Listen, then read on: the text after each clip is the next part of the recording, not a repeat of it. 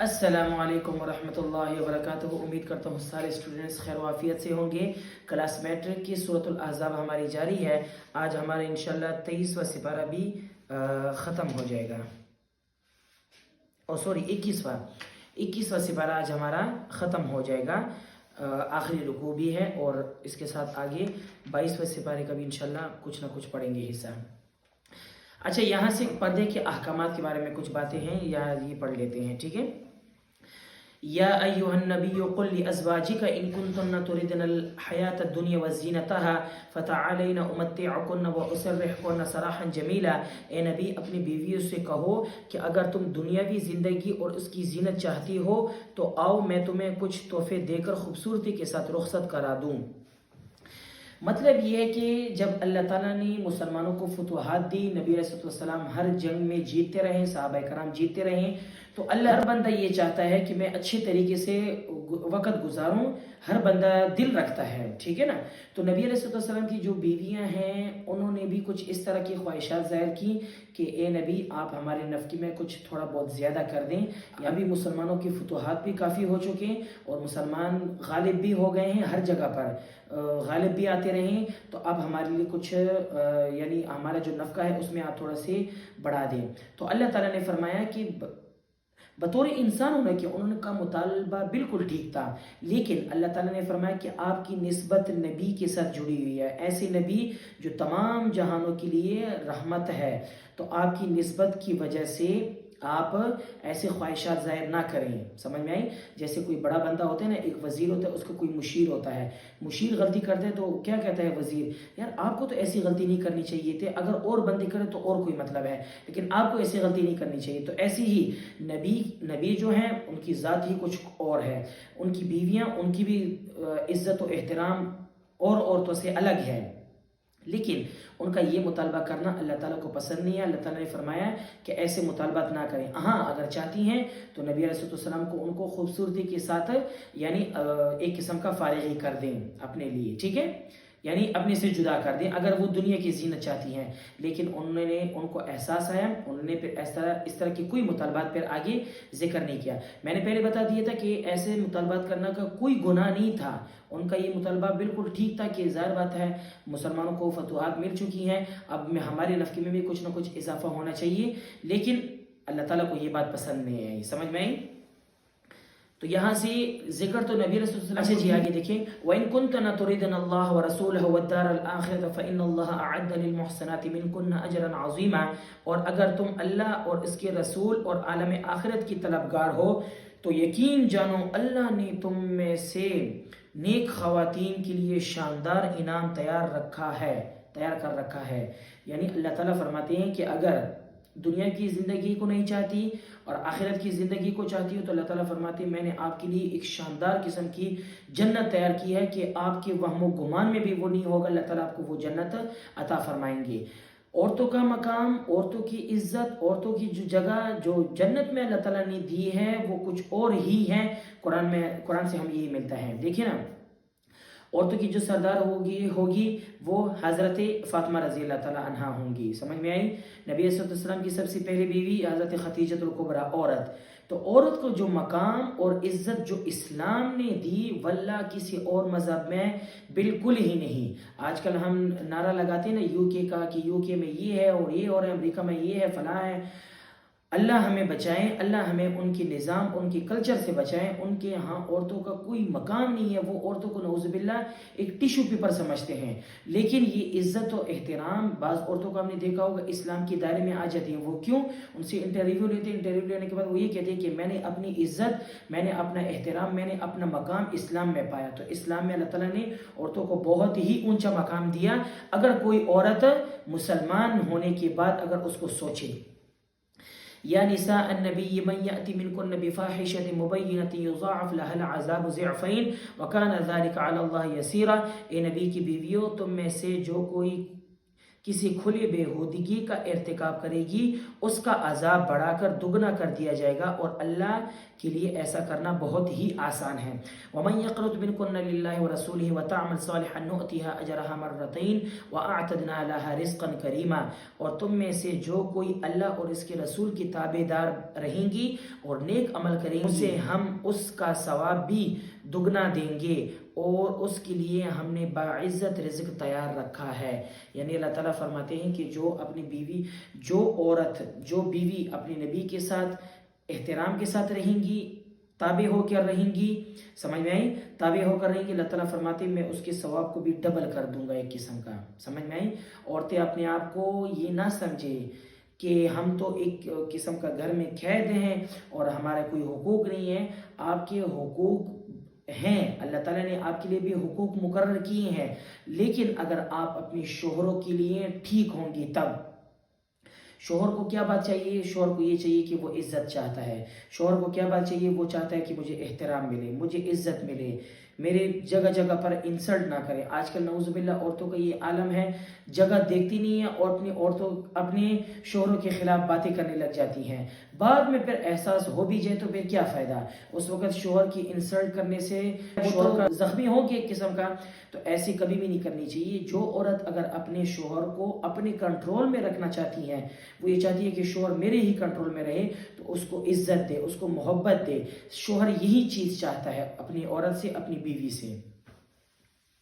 या निसा अन्नबी लस्तुन्ना का अहद मिनन निसाइ इन तक़ैतुन्ना फला तख़ज़अन बिलक़ौल फ़यत्मअ अल्लज़ी फ़ी क़ल्बिही मरज़ुन व क़ुल्ना क़ौलन मअरूफ़ा। और ए नबी की बीवियों, अगर तुम तक़वा इख्तियार करो, तुम आम औरतों की तरह नहीं हो।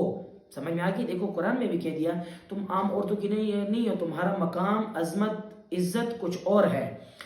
लिहाजा तुम नज़ाकत के साथ बात मत किया करो। कभी कोई ऐसा शख्स बेजा लालच करने लगे जिसके दिल में रोग होता है, और बात वो कहो जो भलाई वाली हो, यानी अच्छी बात लोगों को कहो।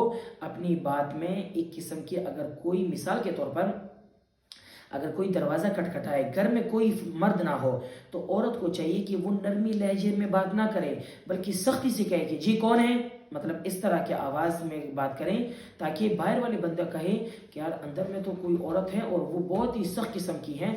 गैर मर्दों के लिए ये तरीक़ाकार है उनसे बात करने का। समझ में आ गई? वक़र्न फ़ी बुयूतिकुन्न वला तबर्रजन तबर्रुजल जाहिलिय्यतिल ऊला वअक़िमन अस्सलात व आतिन ज़कात व अतिअन अल्लाह व रसूलहु इन्नमा युरीदुल्लाहु लियुज़हिबा अन्कुमुर रिज्स अहलल बैत व युतहिरकुम तत्हीरा। अपने घरों में करार के साथ रहो, यानी इत्मीनान के साथ अपने ही घरों में रहो। गैर मर्दों को बनाओ सिंगार दिखाती ना फिरा करो, जैसा कि पहले जाहिलियत में दिखाया जाता था। और नमाज कायम करो, ज़कात अदा करो, और अल्लाह और उसके रसूल की फरमाबरदारी करो।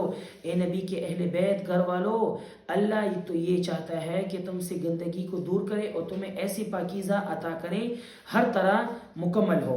यानी अल्लाह ताला ये फरमाना चाह रहे हैं कि अपने आप को घरों में ही रहो, अपने लिए खूबसूरती करके बनाओ सिंगार करके, औरों की, मर्दों के लिए आप गुनाह का सबब ना बने। यानी जैसे आजकल हमारे माशरा देखिए ना, कैसा आलम हो गया है कि औरत घर पे रहती है, मेकअप वगैरह कुछ भी नहीं करती। अल्लाह ताला ने तो ये हुक्म दिया कि औरत को चाहिए अपने शोहर के लिए बनाओ सिंगार करें, यानी अपने आप को तैयार करें। अल्लाह ताला इस पर सवाब देंगे। लेकिन आजकल हमारा मुआशरा उल्टा हो गया है। औरत घर पे रहेगी, मेली कुचेली रहेगी, फिर उसके शोहर उसके करीब भी नहीं जाएगा। फिर यही औरत गिले शिकवा करती है कि मेरा शोहर मेरे करीब ही नहीं आता और मेरा शोहर मुझे हुकूक अता नहीं करता। तो अगर आप अपने आप को ठीक रखेंगी, अपने आप को सही रखेंगी, अपने शोहर के लिए आप बनाओ सिंगार करेंगी, मेकअप वगैरह करेंगी, तब आपके शोहर के दिल में आपकी मोहब्बत पैदा होगी। लेकिन आजकल हम बाहर जाते हैं, बाहर के लिए हम मेकअप से सारा कुछ करते हैं कि बाहर का हमें ऐसा कोई ना कहे, लेकिन घर में रहकर हमारे अपने जो मर्द होते हैं, हमें कोई एहतराम, कोई इज्जत ही नहीं होती। समझ में आ गई? और आगे क्या कहा? आगे कहा नमाज कायम करो, ज़कात अदा करो, ठीक है ना। नमाज कायम करने का हुक्म किया गया है। औरतें इसमें बहुत सुस्ती दिखाती हैं। और ज़कात का भी जिक्र किया गया है कि जितना सोना अगर आपके जहेज़ में या आपको शोहर ने दिया, उसमें से ज़कात भी निकालते हैं। زکوٰۃ بھی نکالتے ہیں، سال میں ایک مرتبہ زکوٰۃ نکالنا چاہیے۔ بعض عورتیں کہتی ہیں کہ ہم نے تو یہ گہنے پہنی ہوتی ہیں یا یہ زیورات ہم نے پہنے ہوتے ہیں، اس پر تو کوئی زکوٰۃ نہیں ہے، بلکہ ہے۔ جو زیورات آپ پہنتی ہیں، سمجھ میں آئی، جو زیورات آپ پہنتی ہیں 7.5 تولہ سونے کی چاندی کے برابر اگر اس کی مقدار پہنچ رہی ہو تب اس پر زکوٰۃ واجب ہو جاتی ہے، سمجھ میں آئی۔